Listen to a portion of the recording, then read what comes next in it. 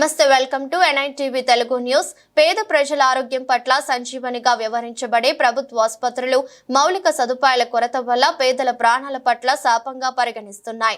కాలం చెల్లిన వైద్య పరికరాలు, ఆధునీకరణకు నోచుకొని భవన సముదాయాలు, పెరుగుతున్న రోగుల అవసరాలకు సరిపడా నిపుణత కల వైద్యులు కొరవడడం, సిబ్బంది, ఔషధాల కొరత, అపరిశుభ్ర వాతావరణం వల్ల ప్రభుత్వ ఆసుపత్రుల పనితీరు పట్ల ప్రజలకు నమ్మకం సన్నగిల్లుతుందని అసెంబ్లీలో నియోజకవర్గ ప్రజల తరపున తన గలం వినిపించిన రాజానగరం నియోజకవర్గం ఎమ్మెల్యే బత్తుల బలరామకృష్ణ. రాజానగరం నియోజకవర్గంలో ఇప్పుడు ఉన్న పిహెచ్సిలను సిహెచ్సిలుగా మార్చాలని, పిహెచ్సిలలో కీలకమైన ల్యాబ్ టెక్నీషియన్లు, ఫార్మసిస్టులు, ఎంపీహెచ్ఓలు, 4వ తరగతి ఉద్యోగుల భర్తీని త్వరితగతిన పూర్తి చేయవలసిందిగా మంత్రి గారిని కోరారు. బలరామకృష్ణ గారు గత ప్రభుత్వ హయాంలో చాలా నిర్వీర్యం, అధ్వానంగా మారే అధ్యక్ష.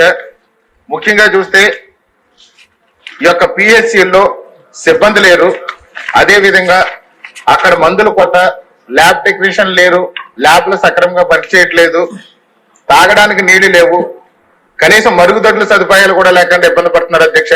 అదేవిధంగా చూస్తే కుక్క కాట్లు, పాము కాట్లు ఇలాంటి వాటికి కూడా వ్యాక్సిన్ అందుబాటులో లేకుండా అయిపోయింది అధ్యక్ష. కనీసం నర్సులు కూడా ఉండట్లేదు. గతంలో అయితే డెలివరీలు కూడా పిహెచ్సిలో చేసేవారు అధ్యక్ష, కానీ ఇప్పుడు కనీస వైద్యం కూడా అందుబాటులో లేకుండా అయిపోతుంది. అదేవిధంగా చూస్తే అక్కడి నుంచి ఏ పేషెంట్ వచ్చినా పిహెచ్సికి జిల్లా హాస్పిటల్ పంపించడం మాత్రం జరుగుతుంది.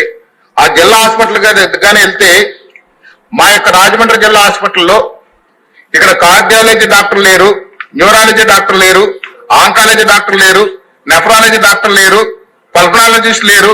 అసలు డాక్టర్లు లేకుండా అక్కడ వైద్యం ఎలా చేయాలో వాళ్ళకి అర్థం కాక వచ్చిన ప్రతి పేషెంట్ ని కూడా కాకినాడ హాస్పిటల్ పంపిస్తున్నారు అధ్యక్ష. అదే విధంగా చూస్తే MRI స్కాన్ ఉంది, సిటీ స్కాన్ మిషన్లు ఉన్నాయి, కానీ సిబ్బంది లేరు, చేసేవాళ్ళు లేక అవి నిరుపయోగంగా ఉంది.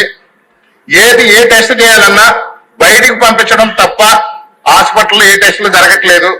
జనరేటర్ కూడా సరిగ్గా పనిచేయట్లేదు అధ్యక్ష. అక్కడ ఇలాంటివి చాలా ఉన్నాయి.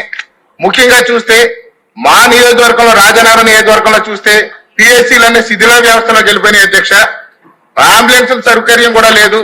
గతంలో అంబులెన్స్ సౌకర్యం సరిగా లేదని చెప్పి మేమే ప్రత్యేకంగా 4 అంబులెన్స్లు తయారు చేసి మన ఉప ముఖ్యమంత్రి వర్యులు శ్రీ పవన్ కళ్యాణ్ గారి ద్వారా ప్రారంభించి ప్రజలకు సేవలు అందించాం అధ్యక్ష. ఇప్పుడు కూడా అది ఉచితంగా నడుస్తుంది. అంబులెన్స్ సౌకర్యం కూడా లేదు.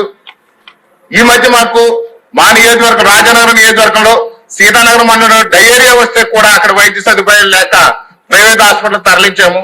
సకాలంలో వైద్యం అందక 2 మనుషులు కూడా చనిపోవడం జరిగింది. ఇది గత ప్రభుత్వంలో చేసినటువంటి నిర్వీర్యం వల్ల ఇదంతా జరుగుతుంది.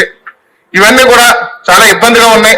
ముఖ్యంగా చూస్తే గత చంద్రబాబు నాయుడు గారు 2014-19లో మన ముఖ్యమంత్రి వర్యులు అప్పట్లో గ్రామాల్లో 104 పెట్టి మంచి వైద్యం అనేది అందించేవారు. దాని ద్వారా గ్రామాల్లో అవగాహన కల్పించేవారు. ఈ యొక్క జగన్మోహన్ రెడ్డి గారి ప్రభుత్వంలో అక్కడ ఏ విధమైనటువంటి ఈ 104 అనేది సక్రమంగా అమలు చేయక అక్కడ పేద ప్రజలకి సక్రమంగా వైద్యం అందక గ్రామాల్లో వైద్యాన్ని నిర్వీర్యం చేశారు అధ్యక్ష. అక్కడ ఈ 104లో గతంలో చంద్రబాబు నాయుడు గారు మన ముఖ్యమంత్రి వర్యుల హయాంలో అయితే ఒక డాక్టర్ వచ్చేవారు, ఒక ల్యాబ్ టెక్నీషియన్ వచ్చేవారు, ఒక ఫార్మసిస్ట్ వచ్చేవారు. అక్కడే టెస్టులు చేసి రోగ నిర్ధారణ చేసి వైద్యం అందించేవారు. కానీ ఇప్పుడు అది పరిస్థితి లేదు. లేకపోవడం వల్ల పేద ప్రజలకు అవగాహన లేక ఈ షుగర్ వ్యాధులు పెరిగిపోయి వాళ్ళ సకాలంలో వైద్యం చేయించుకోలేక అవయవాల కాళ్ళు కూడా తీసేస్తున్నారు. అదే విధంగా చూస్తే క్యాన్సర్ పేషెంట్లు కూడా భయంకరంగా పెరిగిపోయినాయి. వాళ్ళకి అవగాహన, ఈ స్క్రీనింగ్ టెస్టులు కూడా చేయకపోవడం వల్ల పేషెంట్లు విపరీతంగా పెరిగిపోతున్నారు.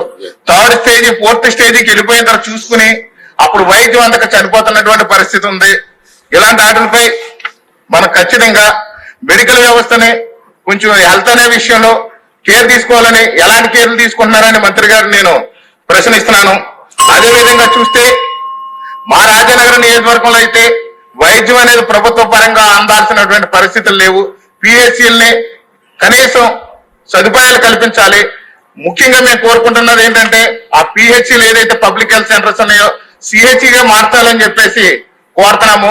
ఇందులో ముఖ్యంగా గత ప్రభుత్వ హయాంలో అయితే సిహెచ్సి శాంక్షన్ అయినప్పటికీ కూడా దాన్ని పూర్తి స్థాయిలో దాన్ని అమల్లోకి ఎందుకు తీసుకురాలేదనే దాని గురించి విచారిస్తే కొంతమంది చెప్పేది ప్రైవేట్ హాస్పిటల్కి గత హయాంలో ఆ ప్రభుత్వం చేసినటువంటి నిర్వీర్యం వల్ల మాత్రమే ఇది జరిగిందని చెప్పి ప్రైవేట్ హాస్పిటల్ స్వలాభం కోసం ప్రభుత్వ హాస్పిటల్ అన్ని నిర్వీర్యం చేస్తున్నాడనే విషయం కూడా ఆరోపణలు ఉన్నాయి అధ్యక్ష.